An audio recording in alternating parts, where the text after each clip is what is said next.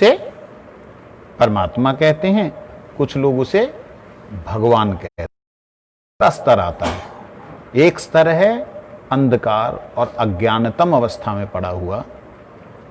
कोई क्वेश्चन आपके राइजिंग हो रहा है क्या है? कुछ तो दिमाग में चल रहा है आपके। चलिए मैं बता देता हूं, उसके बाद निकल जाएगा वो। जो जीव अंधतम अवस्था में है उसके लिए प्रकाश ही सूरज का अनुरूप है, अणु परमात्मा। उसके लिए उसी अणु का चिंतन करते करते करते करते, ध्यान करते करते करते उसका विभू रूप, बृहद रूप उसको दर्शन होने लगता है, जब दिखने लगता है, जब कल्पना में आने लगता है, उसका वह बृहद रूप भी उस साधक के लिए जो अज्ञानतम अवस्था में पड़ा है, वो प्रकाश, वो है प्रकाश पुंज ही, वो प्रकाश की अणु किरण ही है जो उसकी आंखों में, रेटिना में जाकर के बृहद रूप धारण करती है। आपने कभी त्राटक ध्यान किया है? किया? आपने किया त्राटक ध्यान? हाँ,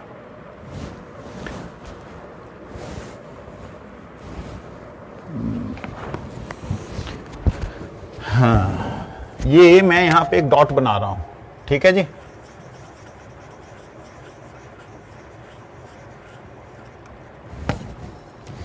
जितना भी अपना वार्तालाप होता जाएगा, उस वार्तालाप के बीचों बीच आप इसे देखते रहोगे।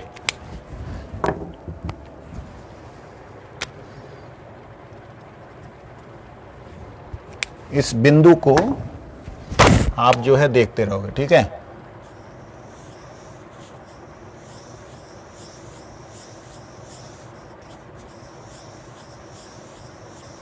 हमारे वार्तालाप जितने भी हो रहे हैं, आपने इस बिंदु को देखना है।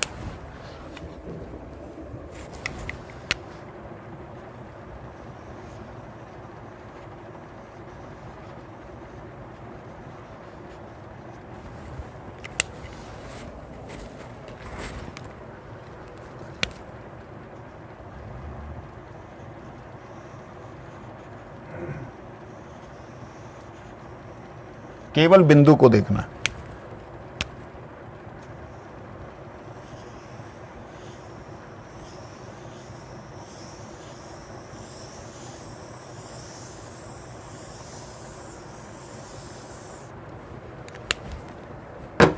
मेरे साथ मेरे को नहीं कोई देखेगा, ठीक है। उस बिंदु को आपने देखना है, इसको, ये बीच वाली को। ये बिंदु धीरे धीरे धीरे धीरे आपको एक ऐसी अवस्था में ले जाएगी, बिल्कुल हिलना नहीं है, एक ऐसी अवस्था में ले जाएगी जिस वक्त ये बिंदु ही रह जाएगी, अगल बगल की सारी चीजें धीरे धीरे धीरे धीरे गायब होने लगेंगी। जिसको पूरे का पूरा बोर्ड नजर आ रहा है, मैं भी नजर आ रहा हूं, चाहे वो परोक्ष रूप से नजर आ रहा हूं, मतलब साक्षात नहीं, साइड बाय साइड नजर आ रहा हूं, उसका ध्यान अभी तक केंद्रित नहीं हुआ। जिसका ध्यान केंद्रित होने लगेगा, उसको धीरे धीरे धीरे धीरे उस बिंदु के अलावा वो जो बगल में उसके नील रंग है, बगल में लाल रंग है, उसकी धारियां हैं, वो सारी गायब हो जाएंगी। वो बिंदु बहुत वृहद नजर आएगा। देखते रहिए। इसी प्रकार से जब सूरज को जीव देखने लगता है, उसे सूरज का बृहद रूप भी नजर आने लगता है। पहला अनुरूप नजर आया, वो इतनी सी रोशनी के भीतर से भी, छोटी से स्पेस के भीतर से भी पूरे सूरज को देख पाता है। मतलब ब्रह्म ज्योति से परमात्मा का अनुभव उससे श्रेष्ठ है। ब्रह्म ज्योति जो है वो तो आप देख पा रहे हैं, लेकिन ब्रह्म ज्योति से श्रेष्ठ है कि उसका रूप दिखना, मतलब वो है जहां से आ रही है वो ज्योति, उसको देखना। उसके ऊपर जब वो जीव जाता है, तब उसको, जब वो उसी लक्ष्य की तरफ आगे बढ़ता है, तो वही विराट रूप उसका नजर आता है, उस सूरज का जो छोटा सा एक अंश था। आप लोगों ने ये जो कर रहे हैं ध्यान, हो सकता है कि इसमें आपको समय लगे, कईयों को थोड़ा नज़दीक से आप बैठ करके बाद में कर लीजिएगा, पता लग जाएगा। इस पे विषय पे हम वापस आते हैं, ठीक है। आप मेरी तरफ देख सकते हैं। तो ये है कि एक अणु को भी जब जीव विशेष रूप से देखने का प्रयास करता है, वो अणु भी, वो परमाणु भी परम रूप धारण कर लेता है। वो परमाणु भी परम रूप धारण कर लेता है। यही एक जीव की बद्ध अवस्था में ब्रह्म, परमात्मा और भगवान का दर्शन है। ठीक है जी, समझ आई? बद्ध अवस्था में ब्रह्म, परमात्मा, भगवान का दर्शन है। मतलब है तो वो केवल मात्र प्रकाश, उस प्रकाश के भीतर से ही वो प्रकाशक को देख पाता है और प्रकाशक के जो कारण हैं भगवान, उसका वो अनुभव कर पाता है। उसका एक सबसे बढ़िया प्रमाण आपको मिलता है ध्रुव जी महाराज का। ध्रुव जी महाराज ने जब ध्यान किया, चिंतन किया, उस चिंतन में सबसे पहले उनको ब्रह्म अनुभूति वो होती है, फिर परमात्मा अनुभूति होती है, फिर भगवत अनुभूति होती है। भगवान का दर्शन करके जब भगवत दर्शन में वो विलीन हो जाता है, मतलब अपने अस्तित्व को खो देता है। जब आप बाद में बैठ करके इसका करेंगे तब आपको अगल बगल का सारा अस्तित्व खत्म दिखाई देगा। जब खो देता है तो अंदर उसे भगवत दर्शन होते हैं। लेकिन क्या अंदर भगवान हैं? ये जब क्वेश्चन किया जाता है तो इसका उत्तर आता है नहीं। कहते भगवान शास्त्रों में कह रहे हैं, आप बोलते नहीं, कैसे आप बोल सकते हो? कहते अगर अंदर ही भगवान होते और अंदर उसे दिखाई दे रहे हैं तो भगवान को बाहर आने की कोई ज़रूरत नहीं होती। वो भगवान अंदर जो दर्शन दे रहे हैं वो जीव के अधिकारानुसार, जीव के समर्थ अनुसार उसको एक उसको ग्लिम्स को क्या बोलते हैं, एक झलक दिखा रहे हैं। एक झलक है वो, और उस झलक में भी परम आनंद है। ऐसा नहीं कि नहीं है, ऐसा नहीं कि वो काल्पनिक है, वो भी करुणा का स्वरूप है।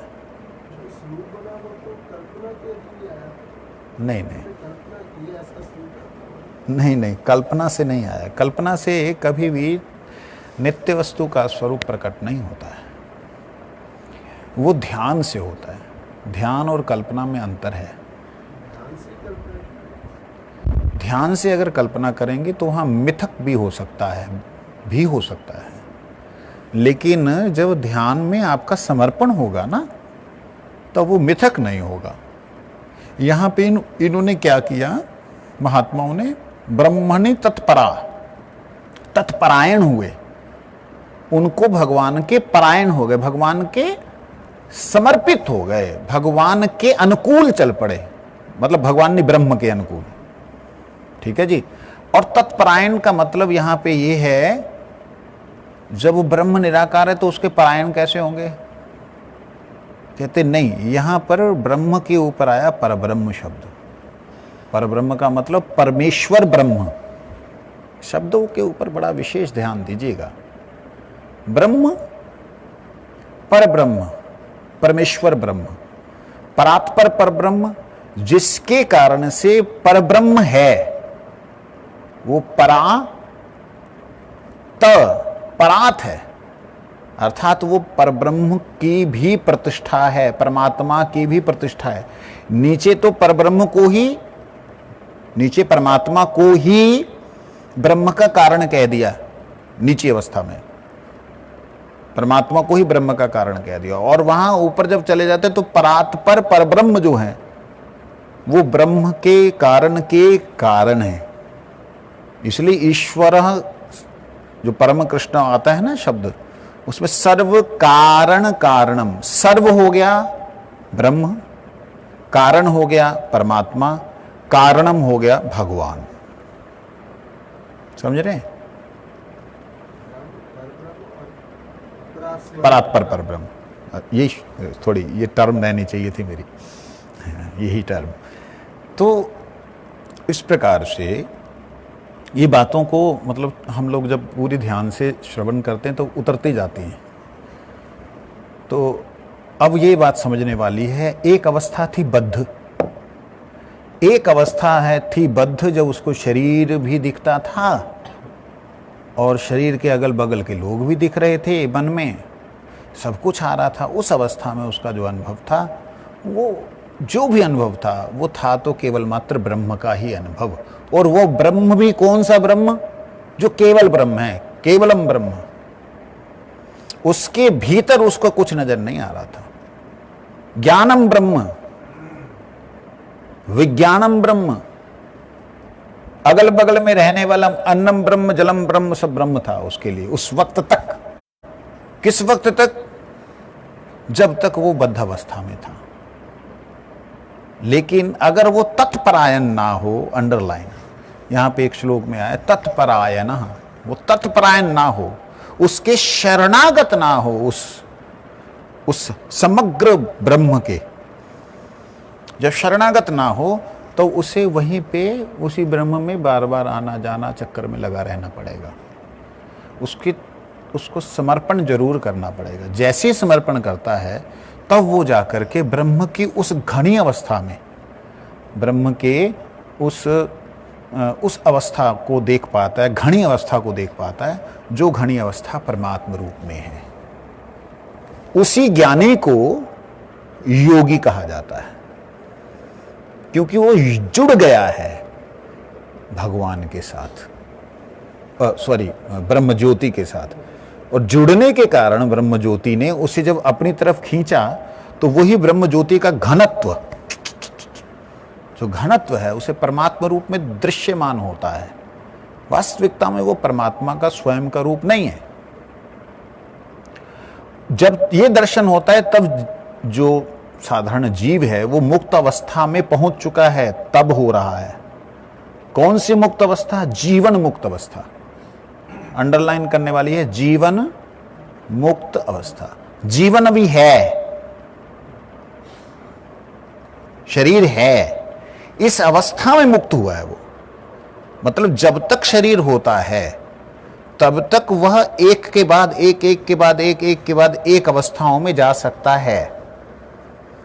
जब तक बद्ध रहता है शरीर में, शरीर संबंधी व्यक्तियों में, तब तक वो एक एक के बाद एक वस्तु में नहीं जाता। जैसे उदाहरण के लिए आप लोग जब ध्यान करने लगे थे इस बिंदु का, तब तक आप जब तक बाहर थे सब कुछ आपके साथ था, लेकिन जब आप उन सब चीजों से हटके तत्परायण हुए, तत्पर हुए उसके लिए, जब तत्पर होने लगे तो धीरे धीरे धीरे धीरे धीरे उसकी ये लाइनें भी खत्म होने लग जाएंगी। मतलब जो उसका बृहत स्वरूप है ब्रह्म, प्रकाशमान स्वरूप जो ब्रह्म है, जिस ब्रह्म को लेकर के सारे लोग झगड़े करी जा रहे, अहम ब्रह्मस्मि सोहम प्रज्ञानम ब्रह्म शिवो फलाना ढिकाना जो करी जा रहे, वो सारे झगड़े खत्म हो जाएंगे, क्योंकि वो ब्रह्म की घनी अवस्था में पहुंच गया है। ब्रह्म जहां से फैला है समस्त जगह पे, वो उस जगह पहुंच गया है। मतलब ये वही वाली बात होगी कि वो राष्ट्रपति के पास पहुंच गया। राष्ट्रपति के समस्त वैभव अब उसके साथ में है। पहले उनसे बाहर था, अब वो उसके साथ में है। मतलब राष्ट्रपति की संपूर्ण सुरक्षा, राष्ट्रपति का भोजन भी उसके लिए वैसा ही है जैसा, कहने का मतलब समझाने वाली बात। राष्ट्रपति क्या है? एक साधारण संसार का एक देश का है, एक विश्व का हो सकता है। अखिल ब्रह्मांड नायक परात्पर पर ब्रह्म जो हैं उनकी बात हम करने आगे जा रहे हैं उदाहरण के लिए। उसके बाद जी समझने वाली बात, जीव फिर भी अगर तत्परायण रहता है, अंडरलाइन जीवन मुक्त अवस्था, जीवन रहते हुए मुक्त हुआ है, ठीक है। जीवन मुक्त अवस्था में ऐसी स्टेजेस आती हैं। अब वह परायण है, जैसे ध्रुव परायण था, जैसे भगवान के परायण ध्रुव था। तो ध्रुव परायण होने से उसने किसका दर्शन किया? परमात्मा। पहले दर्शन उसका क्या था कि समग्र जो विश्व है वो सब मेरे परमात्मा का ही अंश है। धीरे धीरे गुरुजी ने बोला है कि समग्र से हटा करके एकाग्र होना है। तो एकाग्र होकर के उसको हृदय में संस्थापन करना है। हृदय में संस्थापन करके जब तुम देखोगे तो वो समग्र जो बाहर था वो समग्र तुम्हारे भीतर हो जाएगा। बाहर वाला भीतर आ जाएगा। मतलब जो बाहर है वो भीतर में भी है, लेकिन बाहर अब इंडिविजुअल अलग अलग नहीं रहा, अब एक हो गया। अब वो उसके परायण हो गया जब पूरी तरह तत्पर हो गया। लेकिन जिज्ञासु रूप से।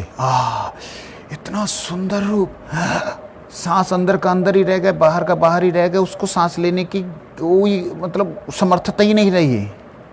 ऐसी अवस्था में पहुंच के निद्रा आ रही है। ऐसी अवस्था में पहुंचकर जब पहुंचा तो वह परमात्मा जो उसको अंतःकरण में दर्शन दे रहे थे, वो अब उसे संतुष्ट नहीं कर पा रहे हैं। ध्यान दीजिएगा, जो उसे अंदर में आनंद दे रहे थे, अब वह परमात्मा उसे संतुष्ट नहीं कर पा रहे हैं, उसे सांस भी नहीं दिलवा पा रहे हैं कि भाई तू सांस ले, मैं तेरे साथ हूं। बोलो वृंदावन। फिर भगवान को आना पड़ा,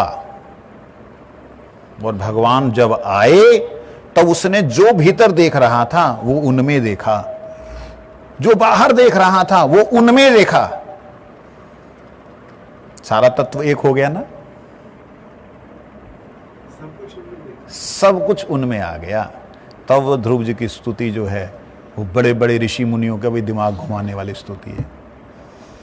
उसकी व्याख्या जो है ब्रह्मवादी जब करते हैं तो उन्हें ऐसा लगता है कि ये तो ब्रह्म की ही स्तुति है, परमात्मावादी करते परमात्मा की स्तुति लगती है, और भगवत उन्मुख जीव करते हैं तो भगवत में ही लगती है।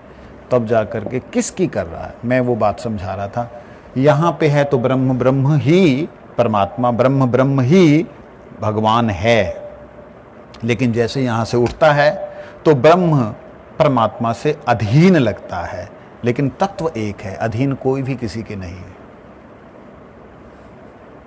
शब्द हमारे पास शब्द नहीं है बताने के लिए, हमारी बुद्धि के अंदर कैटेगराइज करने वाली आदत पड़ी हुई है। जैसे ही वो भगवान के धाम में ठाकुर जी के पास भगवत दर्शन करता है तो वो एक बात कहता है, सिया राम मैं सब जग करहूं प्रणाम जोर युग पानी। ध्यान दीजिएगा, मैं इस दोहे के ऊपर मायावादी लोग इसको बोल करके मायावाद का प्रचार करते, मैं इस दोहे के अंदर जब मैं इसका वर्णन करता हूं, मायावाद खंडन कर रहे हैं। वो तो उन्होंने क्या कहा है, सिया राम मैं सब जग जाने, अंडरलाइन, उन्होंने ये नहीं कहा सब जग सिया राम मैं, सब जग सिया राम में मतलब सब जग में सिया राम हैं, ऐसा नहीं बोला जी। ये उनका भाव है, ये उन लोगों का है जो ब्रह्म ज्ञानी हैं, जो ब्रह्म को ही जानते हैं। वो कहते सर्वत्र ब्रह्म, हम ब्रह्म त्वम ब्रह्म जम ब्रह्म सम ब्रह्म। वो भी गलत नहीं कह रहे हैं, कहे वो भी गलत नहीं रहे। वो क्या कह, क्योंकि क्या जी वो श्लोक कौन सा है, वासुदेवम सर्वमिति स महात्मा सुदुर्लभ।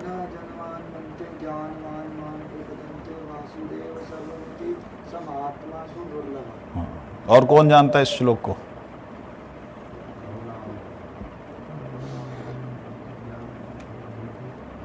ज्ञानवान माम प्रपद्यते। हाँ जी, याद है, सुनाओ, तेरे को बोल रहा हूं। बोलो। बहु से शुरू हुआ है, बहु नाम जन्मना मनते,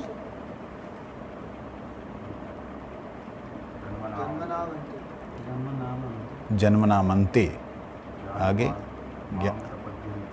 माम प्रपद्यते,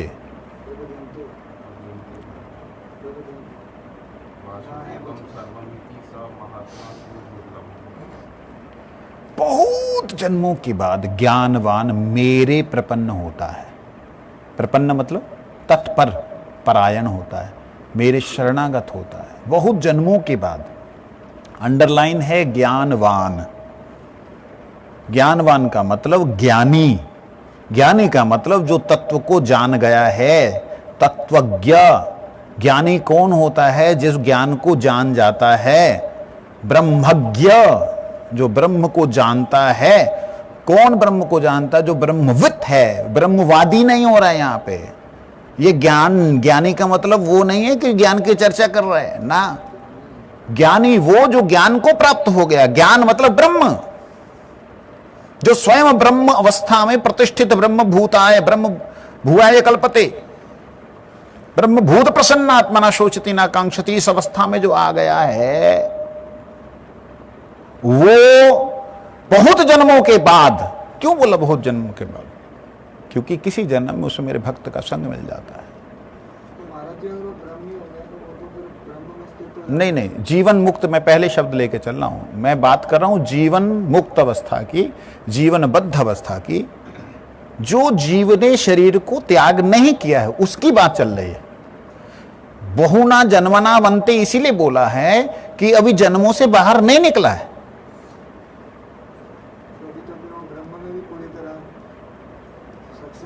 ज्ञानी हुआ है, उसको जानकार हुआ है, उसका अनुभवी हुआ है, उसका अभी मुक्त नहीं हुआ है। मुक्त अवस्था मतलब जीवन मुक्त अवस्था एक अलग है, एक जीवन को छोड़ करके मुक्ति एक अवस्था है, मुक्त एक मुक्ति है। इन दोनों में अंतर है। मुक्ति में अवस्था नहीं रहती है। सिद्ध अवस्था भी शरीर के रहने पे है।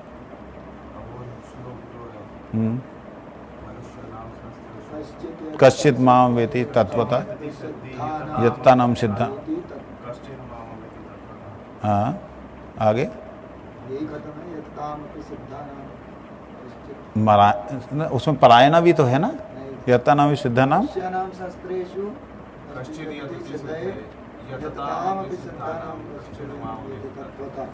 वो ये बात आ रही है, बहुना जन्मनानंत ज्ञानवान, वही चीज यहां पे बोल रहे हैं।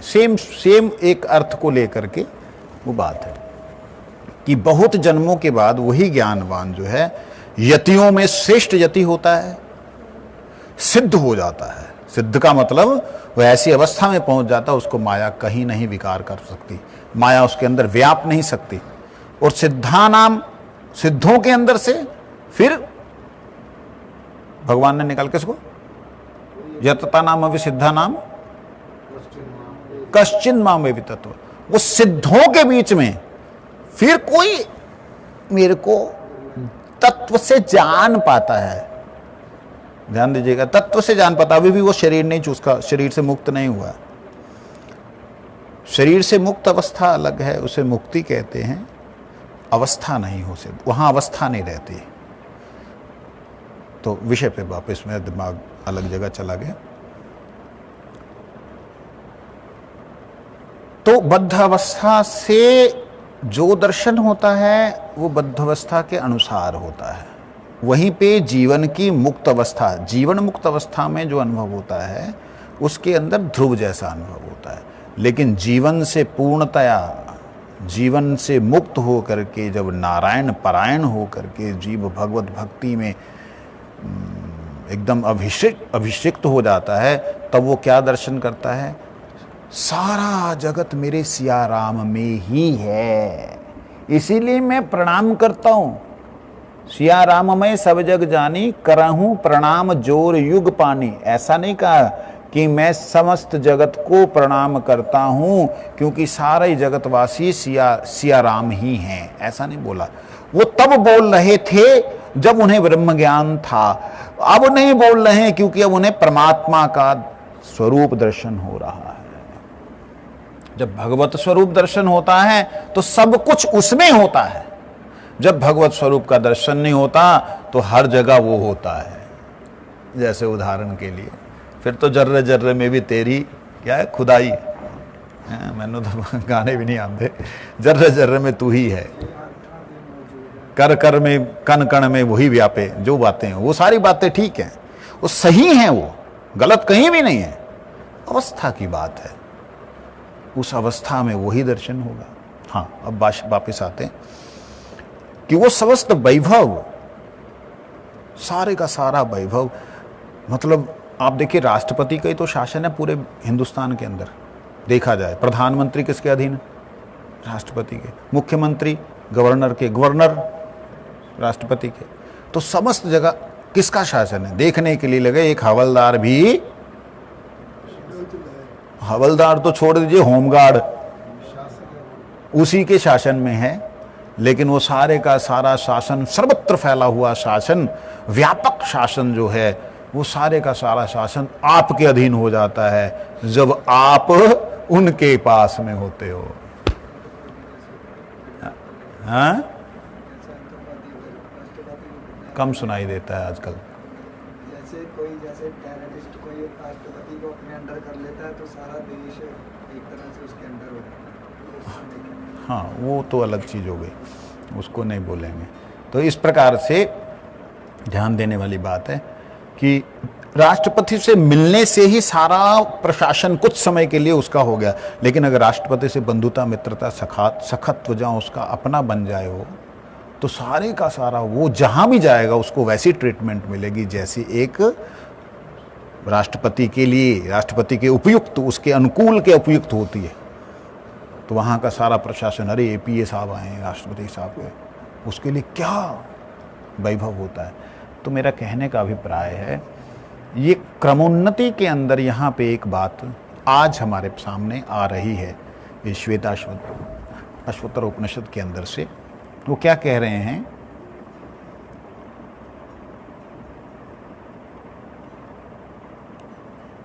उद्गीतम एतत् परम तु ब्रह्म, अर्थात जो परब्रह्म है उसके बारे में जो वेद व्याख्यान कर रहे हैं, तस्मिस्त्रयम् सुप्रतिष्ठाक्षरम च,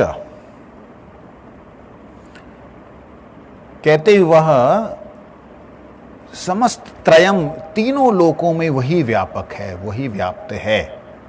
ध्यान दीजिएगा, तीनों लोकों में वही अक्षर, अक्षर मतलब जो क्षर ना हो, नष्ट ना हो, वही अविनाशी जो है व्यापक है।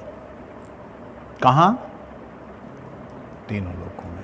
अब वो कहां देख रहे हैं? तीनों लोकों में देख रहे हैं, मतलब वो व्यापक रूप से देख रहे हैं, जैसे मैं पहले बतलाया था, व्यापक रूप। ठीक है, इसमें दो बातें हैं।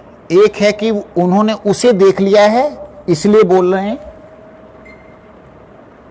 नहीं तो वही ऋषिगण, जब वैसे ही ऋषिगण क्या बोल रहे थे, अन्नम ब्रह्म, जलम ब्रह्म और फलानम ब्रह्म, ढिकानम ब्रह्म बोल रहे थे ना सर, इससे पहले जो हम पढ़ रहे थे, सभी को ब्रह्म ही कर रहे थे। अब उन्होंने जब ब्रह्म को देख लिया, उस पर ब्रह्म को देख लिया, ब्रह्म नहीं, वो अब शब्द आ रहा है पर ब्रह्म, अब शब्द परम आ रहा है, पहले ब्रह्म आ रहा था, देख लिया तो शब्द बड़े सुंदर आगे शब्द आ रहे हैं, अत्रांतरम ब्रह्मविदो, अत्र अंतरम ब्रह्मविदो, इनके भीतर में जो ब्रह्म, बाहर जिनकी सारी शक्ति व्याप्त है, उनके भीतर में जो ब्रह्म हैं, उनको जो जानने वाले हैं, ब्रह्म विदो विदित्वा, ब्रह्म विदो विदित्वा, ब्रह्म को जानने वालों ने जब जान लिया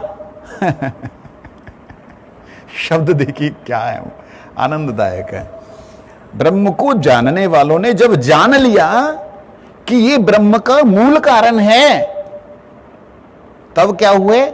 लीना, विलीन हो गए उसमें। विलीन होने का मतलब कैसे? लीना ब्रह्मणी, लीन हो गए उस ब्रह्म में। कैसे? तत्परा, उनके परायण हो करके, उनके शरणागत हो करके, उनके अनुकूल चल के। इसीलिए वो क्या हुआ? योनि मुक्ता, वो समस्त योनियों से मुक्त हो गए। योनि शब्द का अर्थ हमारे तथाकथित क्षुद्र बुद्धि में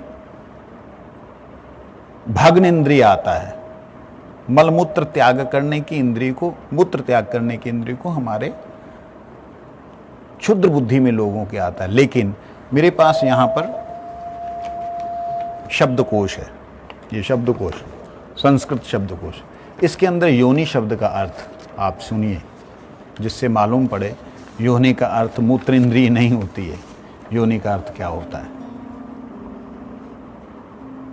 मूत्र इंद्रिय भी है, जिसको गर्भाशय, बच्चेदानी, स्त्रियों की जनन इंद्रिय, ये भी है। उसके बाद 8 और अर्थ बतलाए हैं। दूसरे अर्थ में आता है जन्म स्थान, मूल स्थान, उद्गम स्थान, जननात्मक कारण, योनि मतलब जननात्मक कारण, जन्म के कारण स्वरूप जो है उसे योनि कहते हैं। तो जन्म का कारण, आत्मा के जन्म का कारण क्या हो सकता? आत्मा तो जन्म होता नहीं, लेकिन जहां से प्रकट होती है उस जन्म का कारण क्या है? उस प्रकट होने का कारण क्या है? ब्रह्म। इसीलिए भगवान ने गीता में आज ही हमने पढ़ा, मम जोनि महद ब्रह्म, मैं वो महद ब्रह्म ही, मैं महद ब्रह्म के रूप में महद ब्रह्म रूपी योनि हूं। योनि का मतलब अब सीधा सीधा समझिए, योनि का मतलब जननात्मक कारण। जोनि शब्द का अर्थ है निर्झर। निर्झर का मतलब क्या होता है? झरना। झरना बहता है ना, उसे भी योनि कहते हैं। और आगे कहते हैं उत्पन्न या उदित, उदित को भी योनि कहते हैं। योनि का अर्थ होता है खान, जैसे उसकी खान होती है, सोने की खान, हीरे की खान, ऐसे योनि का अर्थ खान। ब्रह्म योनि जब शब्द आ रहा है, ब्रह्म योनि, ब्रह्म योनि का मतलब ब्रह्म जो है सबकी जीवों की खान है। योनि का अर्थ होता है आवास, योनि का अर्थ होता है स्थान। तो मतलब सभी जीवों की योनि जो है, जब कहा जाता है ब्रह्म है, तो ब्रह्म जो है उन सबका स्थान है, जहां सारे के सारे जीव स्थित हैं।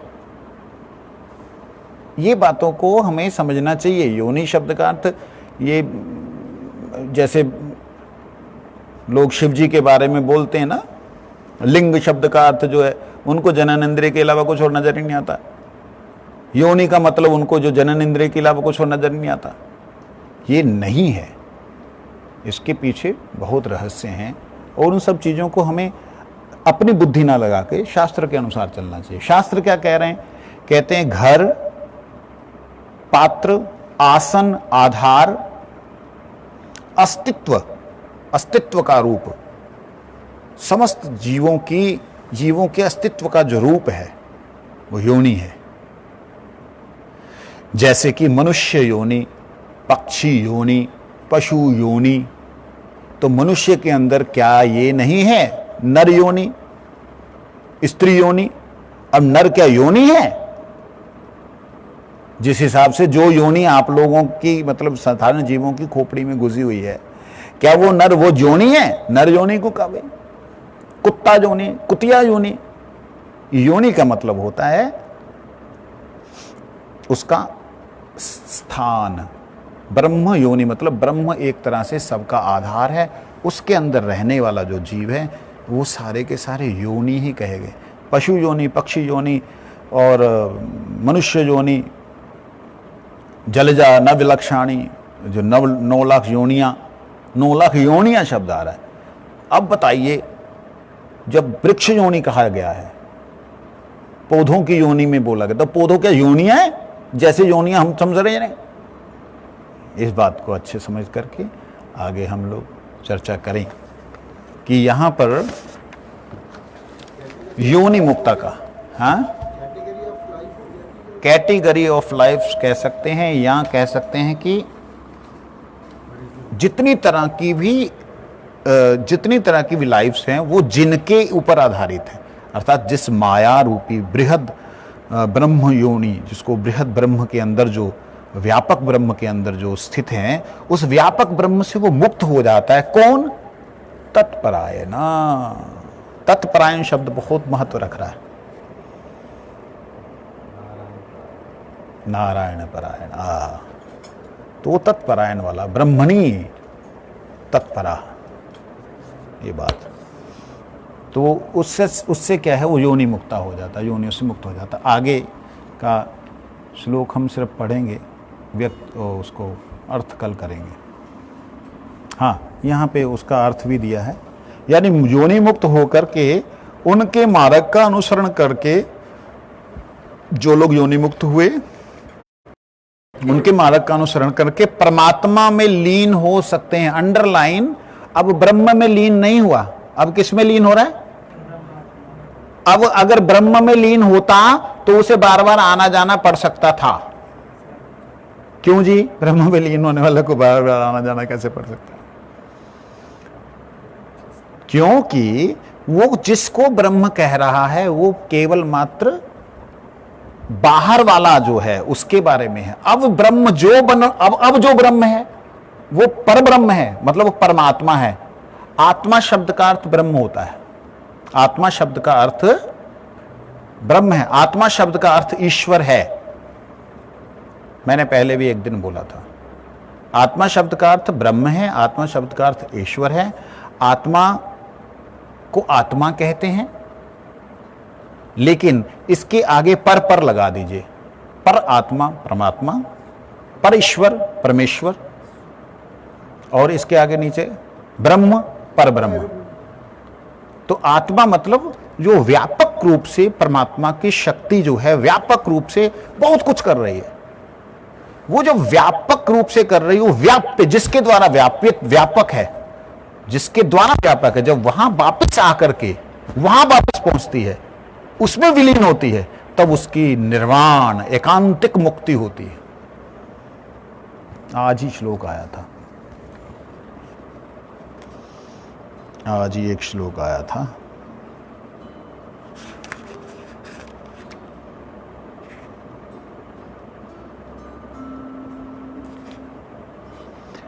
ब्रह्मणो ही प्रतिष्ठा अहम अमृतस्य अव्ययस्य च शाश्वतस्य च धर्मस्य अंडरलाइन सुखस्य एकांतिकस्य च। एकांतिक सुख को प्राप्त होता है। एकांतिक सुख का अर्थ एक बार गुरुजी ने किया, कहते एकांतिक सुख जो है वो गोपियों का है।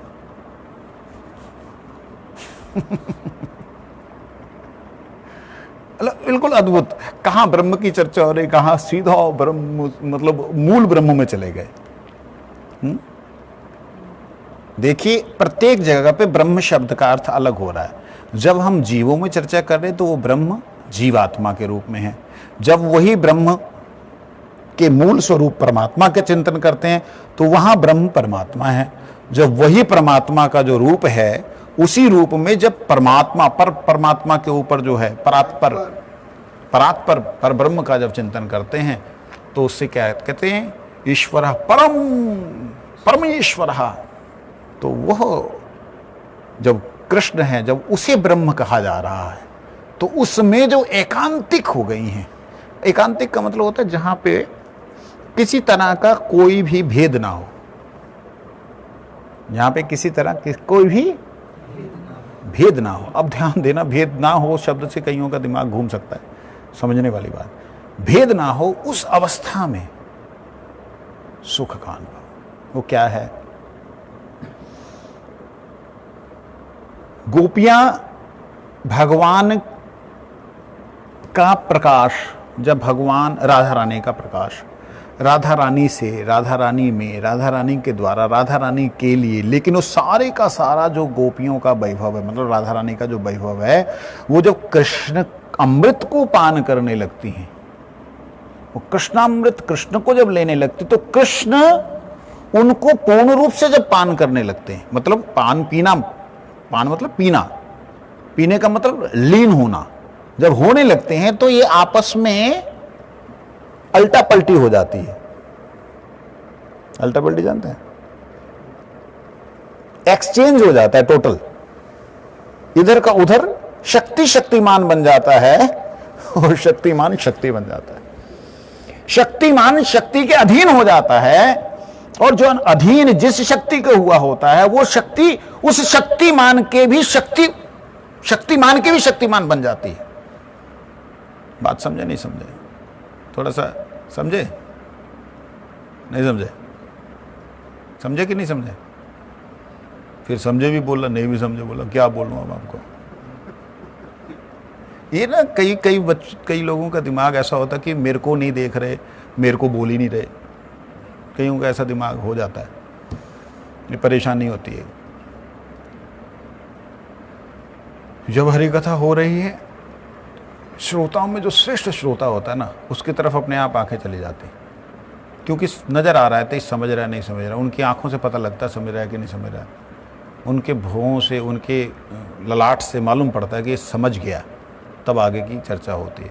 जो पहले ही बातों को अपने दिमाग की बातों के साथ में तुलना करता है तो उसमें समझ में उसको आ नहीं रहा होता है, फिर वो आगे जा नहीं पाता है, वो रस अग्रसर नहीं हो पाता है। ये बात को समझे जो मैंने कहा। ट्रांसफॉर्मेशन हो जाती, मतलब शक्ति शक्तिमान बन जाती है, मतलब भक्त भगवान बन जाता है। गुरुजी ने बोला, ये सुना था आपने कभी? माधुर्य भाव तो छोड़ ही दो, अब मैं माधुर्य भाव की बात नहीं कर रहा, नीचे आ जाता हूँ।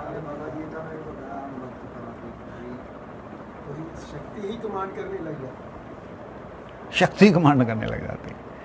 अब देखो, भगवान कहते हैं योग माया समावृता, मैं योग माया के अधीन होकर के उसको आश्रित करके मैं आता हूं। ठीक है, शक्तिमान, नॉट शक्तिमान, सर्वशक्तिमान, सर्वशक्तिमान की एक छोटी सी शक्ति जीव, उस छोटी सी शक्ति जीव के अंदर नंद यशोदा, जो कि बलदेव जी के अंश हैं, नंद यशोदा के अंदर में जो भाव उत्पन्न हुआ है, उस भाव के अधीन होकर भगवान रोने भी लगते हैं, माफिया भी मांगते हैं, गिड़गिड़ाते भी हैं, कान पे थप्पड़ भी पड़ते हैं, सब कुछ होता है।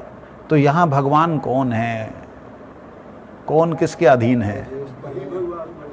आपने समझाया था जो है ब्रजेश तने, ब्रजेश कौन है, कृष्ण है क्या? मैंने समझाया नहीं, वो नंद बाबा है। तने उनके अधीन कौन है? कृष्ण। तो उसमें ये बात आपने बताई, राज्य भगवान ब्रजेश तने वाली लाइन में भी आता है। मैं वो उस वक्त भूल गया हूँ। तो यहाँ पे दूसरा एक भाव आ रहा है, उसको समझने वाली बात है कि हमें इस बात को समझना चाहिए। ये है क्या? ट्रांसफॉर्मेशन। शक्तिमान शक्ति बन गया, मतलब किसकी शक्ति बन गया? भक्त की। कैसे बन गया? भक्त बोलता है देखो कृष्ण, इस जीव के पास में आप उसके हृदय का कल्याण करो, उसके पास जाओ। नौकर किसका हो गया? कौन था किसका नौकर का, आज किसका नौकर बन गया? ये है ट्रांसफॉर्मेशन। मतलब जब गोपियों की अब बात मैं थोड़ी सी कर रहा हूँ, जब राधा रानी कृष्ण को आनंद देने के लिए अपने सौंदर्य का वर्धन कर रही हैं, तो वर्धन तो ऐसे होता है, लेकिन वर्धन ऐसे हो रहा है, तो कृष्ण को उसे प्राप्त करने के लिए ऐसे आना पड़ रहा है। जहां कृष्ण ऐसे आ रहे हैं उसे प्राप्त करने के लिए ऊपर से दूसरा भी सौंदर्य जो है उसमें हावी हो रहा है। ये एक ट्रांसफॉर्मेशन होता है। इस चीज़ को जनसाधारण व्यक्ति नहीं समझ सकते। तो अब उस जगह पे हम वापस पहुंचते हैं जो भगवान के नित्य धाम में भगवान के अंदर लीन हुए हैं। लीन होने का मतलब भगवान में स्थान प्राप्त करना, भगवान के धाम में हो जहाँ किस में हो, प्राप्त करने से वो भगवत तत्व ही हो जाते हैं। क्या हो जाते हैं?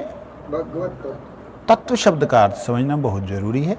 मतलब भगवान की तरह तत्व, तत् मतलब वह मतलब वैसे, उनके जैसे वो हो जाते हैं। कैसे हो जाते हैं? क्योंकि वहाँ पे असत कुछ भी नहीं है, अचिद कुछ भी नहीं है, आनंद के अलावा कुछ है ही नहीं। तो इसलिए वो क्या हो जाते हैं? सच्चिदानंद। और सच्चिदानंद तत्व एक ही है, दो नहीं हो सकते। ठीक है, उस दृष्टि से वो एक हैं, लेकिन एक होते हुए भी उनमें जो लीला वैचित्र्य वो तो दिव्य है ही है। गुरु महाराज जी अक्सर ये बात को बोलते थे, आपको अगर स्मरण हो, नाम गुण रूप लीला धाम परिकर सब एक है। रात्रंत्रे त्रस्त विंदे रित बहुर्वेद बोल, तो भटिंडा के अंदर गुरु जी बोलते हैं, कहते वो जो सुखशारी है कौन है? वही कृष्ण ही सुख है, वही शारिका बन के है। नहीं कृष्ण सुख शारिका, लेकिन वहां कुछ अलग उनसे है, अलग कोई चिंतन ही नहीं है, अलग कुछ है ही नहीं, वर्तमान स्थिति है वहां। भूत काल भविष्यत काल तो है ही नहीं ना वहां। तो उस अवस्था के अंदर जो है ये लीलाओं का एक अलग आनंद है, अलग अनुभव है। वांछा कल्पतरुश्च कृपा सिंधु पतितानां पावनं वैष्णवेभ्यो नमः। आगे की चर्चा हम कल करेंगे।